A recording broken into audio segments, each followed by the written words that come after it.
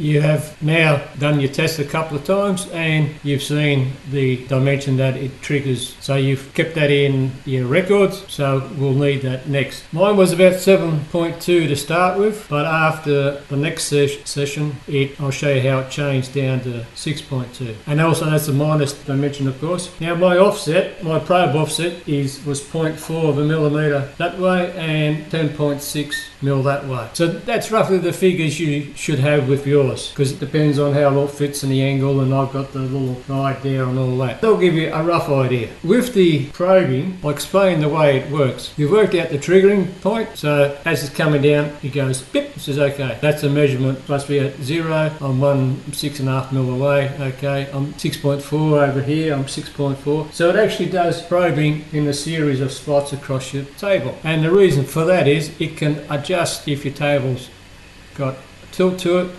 got a curve to it, or got a dome to it, so you can then get flat prints. So instead of a nozzle starting at the low area and crushing through the high areas, it can avoid them and sort of follow like that until it levels it out. And then after that, it's done that, you can, if you wish, and it's part of the routine, to actually push the probe back into the lock position. It pushes the Allen key up, the little spring in there pushes across and it's then a lock. But then it will then come over and you need to calibrate that. Once you've done that, it is at 0, and movement and all this and different measurements can affect that. So that's what you need to check and calibrate now. So the first thing you need to do is that, as we've only got a 70 radius or 40 by 40 square, this cap screw, even though originally it was at 80 like it said, that's fairly close to the borderline of the travel. So if you can, just rotate your table as much as it can this way, so the cap screw is as far as this direction, so as it still moves as possible. That is what you need to do. If you do in centre and you go to say to 72, which is 2 mil out of the travel, it will stop at 70, but it'll lose counts, and if you come back to 0, it's out. So you don't want to be pushing that margin, because that will cause you to lose steps and get inaccurate prints and all that. So if you're going to say make up a block 60, say 130, yeah, we'll say 130 square, and you want to have a skirt around, you say, oh yeah, I'll leave the skirt at 6 mil. You're now pushing that to 142. So you're going to have problems in your calculation. So now your maximum print area is inclusive of whatever you want to print, skirts, all that sort of stuff. That's what you have to be careful of. Once you know that, you then just need to get your ruler out and just measure the height above the table of the cap screw. That's about 8 millimetre. We'll say that's 8, and we'll say that your probe was triggering at 6. You don't want that. What you want to know is the actual clearance. So just raise the probe up till it clears the table. I just went another mil in 114 again. Okay, that's 7.5 mil. We knew that this was 8 mil, so we can make that 8 and 8, 16. So we know that we have to have a height at least 16 millimetre above the table to stop the Allen key hitting into the side of the cap screw. You can call that your Z probe minimum safe height. Type it in. So you've got your triggering measurement, you've got your safe height measurement, you've got your Allen head height measurement, and you've twisted that up. Good. So now if you know it's 15, let's say G1 Z15, up it goes. So we're now clear. If you then say do a G1 X60, X minus 60, sorry, Y 60, you now move across to the head. And the idea is that you get the center pushing up against the bottom of the Allen key and goes in the center of the head of the cap screw.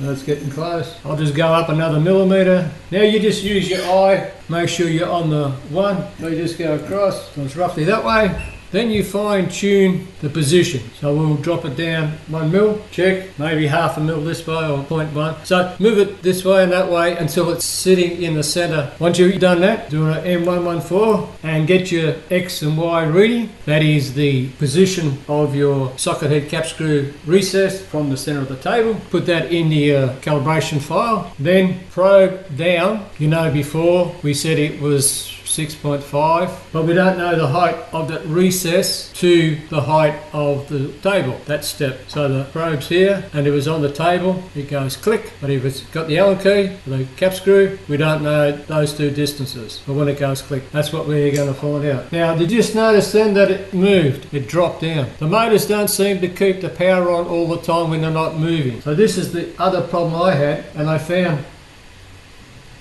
that also the binding of the rods would also push it. So that's why you do a step, you write it down, because these measurements are now out. So you do a home, you come back, you then probe down till you hear that click again. Now with the process we've done before, backwards and forwards, you would have known click, okay, another mil or half a mil or 0.7 mil between trigger on and off. So you know that range. So then you just do an M114, get that height of the Z. So you now know that for it to trigger, it's at that height. But you still also have to now go down and keep going Z down, down, down, till the Allen key starts to move. What you've done before with the triggering, if you know that measurement and you know your bed measurement, now you know the height of that inside. So you can say height, centre height is such and such. So just keep all these records. So then you need to go down, and what I did was I went down 1 mil, and you watch the Allen key moving up. Then you keep going down 1 mil at a time. Then you watch the spring start to push the Allen key. So the Allen key comes up, and then you think, yeah, and you might do 1 mil, and it pushes it a little bit. So then just do 0.1 step, and then when you get to the distance where it's pushed the Allen key in the lock position, do an M114, write that down. Just say it's 3.2, write that down. Go up, do a home, then drive your Allen key to the height of the position, X, Y position of your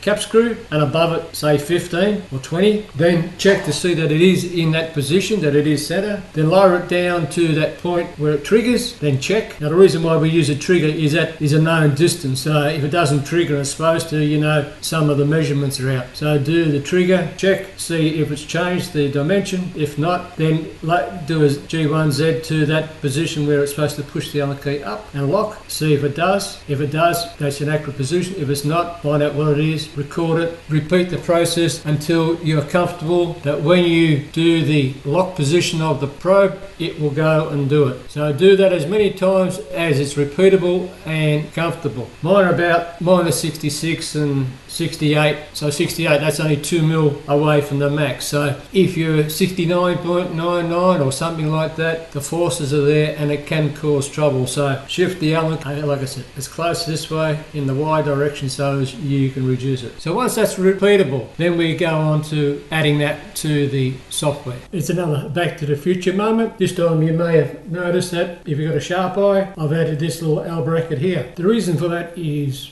probably twofold. When I was coming up to the bed leveling, you have to have your long cap screw with a little nut. But now that can tilt the angle of the bed. So if you tighten it all the way down, the bed will tilt that way. If you had it all the way loose, it'll tilt there. Now you have to set end stops to go, so when the nozzle is at each tower, it's the same as in the center. So that distance there to there to there, the amount of travel needs to be the same. So if your bed's tilted up 1 millimetre that way, well, obviously that's going to be 1 mil different. So the idea is to get your bed nice and parallel and square on the way. If you remove it, that little nut might move, and how do you check it? And you have to recalibrate and all that. So I said, no, I'll just use 3 cap screws of the same length, and they just now secure till they bottom out in the channel. So they're all the same height now. So I can take the table off, put it back on, and they'll always be the same height. So that solved that problem. But then the other problem is that as your print radius, your build radius, is 70 millimetre, that means you can have a box 140 by 140. However, if you're trying to move outside the 70, you can't go past, like if 0 has been set on the config, so you can't go below Z there, 0, unless you change it in the config, and it's the same here. So you have to have that cap screw twisted around so as it sits within that 70 corner, or within the 140 box. And as this picture shows, for mine it was 64 from the centre and 62. That means that's the clearance. So when the Allen key is even in the home position, to move the nozzle over to the 70, the Allen key could slam into the cap screw. And it's never a good idea to have anything that can be slammed into. Try to reduce that. So I thought, well, what I did was I just made up an L bracket. It sits hard on the top of the cap screw. So you sit on there. The probe comes in here, and instead of being right in the corner,